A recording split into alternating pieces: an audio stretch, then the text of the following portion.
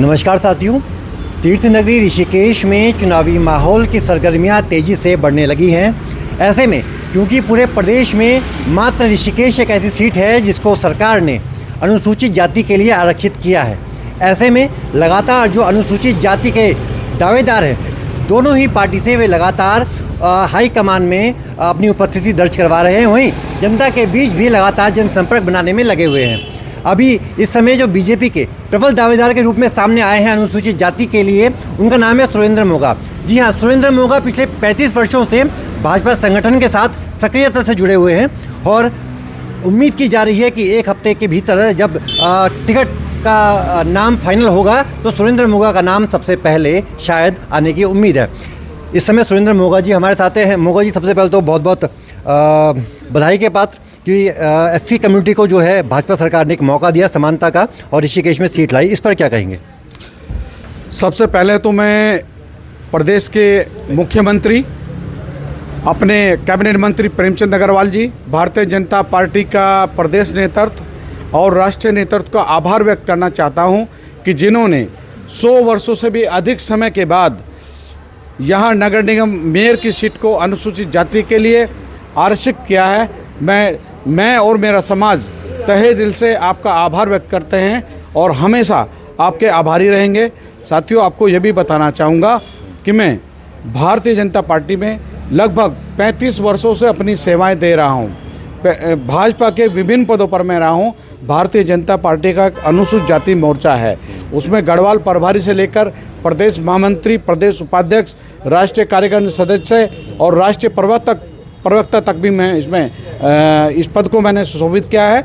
और मैं आपको ये भी बता देना चाहता हूँ कि जितने लोग यहाँ पर अपनी दावेदारी पेश कर रहे हैं उन सबसे अधिक काम मैंने भारतीय जनता पार्टी में किया है।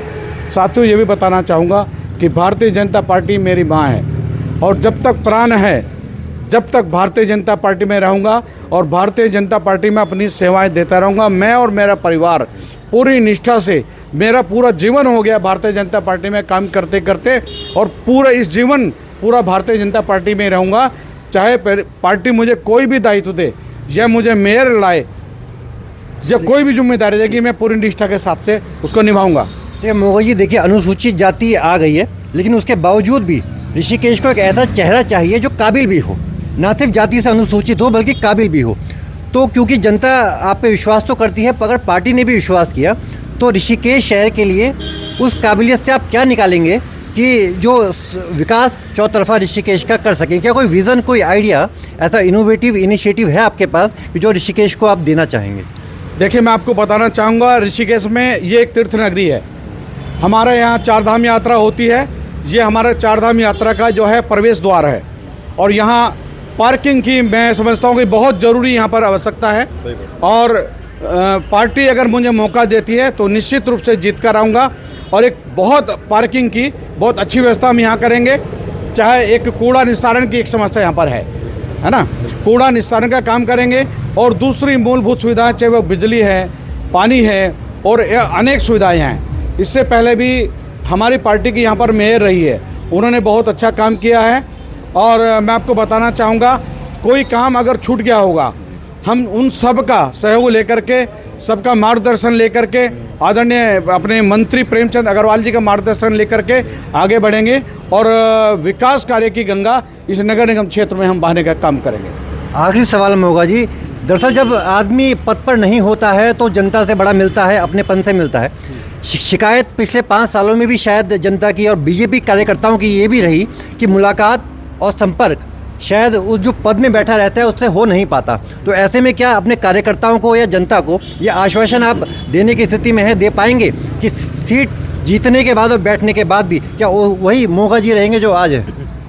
देखिए, मैं आपको संज्ञान में लाना चाहूँगा, आपको विधिवत रूप से जानकारी भी है कि भारतीय जनता पार्टी ने मुझ पर विश्वास करके, आदरणीय त्रिवेंद्र सिंह रावत जी मुख्यमंत्री थे, मुझे राज्य मंत्री बनाया था और राज्य मंत्री के पद पर रहते हुए मैंने जनता के बीच में रहा हूं। मैं आपको मैं बताना चाहूँगा कि मेरी पत्नी भी इस बात से नाराज़ थी। मैं घर में कम रुकता था और क्षेत्र में ज़्यादा रहता था। मैंने जो काम किया और राज्य मंत्री रहते हुए एक ऐतिहासिक काम किए हैं। मैं हमेशा कोई बता नहीं सकता। किसी से मेरा व्यवहार पूरे आप कहीं चले जाइए, हमेशा मेरा व्यवहार सबसे बहुत अच्छा रहा है और आगे भी। भारतीय जनता पार्टी अगर मुझे पर विश्वास करती है, मुझे टिकट देती है और निश्चित रूप से जीत कर आऊँगा, सबके साथ में रहूँगा और वचन देता हूँ निश्चित रूप से अपनी मातृशक्ति के, अपनी जो जनता जनार्दन है आपकी सेवा में 24 घंटे तत्पर रहूँगा। इसके साथ ही जय हिंद, जय भारत, जय उत्तराखंड। खैर मोगा जी को पूरा विश्वास है कि बीजेपी आलाकमान उन पर भरोसा करेगा, टिकट देगा। हालांकि अभी एक हफ्ते के भीतर जो पिक्चर है नाम की वो सबके सामने आएगी और देखना होगा कि बीजेपी से जो भी दावेदार होगा और उस पर किस तरीके से चुनाव संपन्न करवाए जाएंगे और ऋषिकेश तीर्थ नगरी की मेयर सीट पर किस पार्टी का दावेदार बैठेगा। धन्यवाद।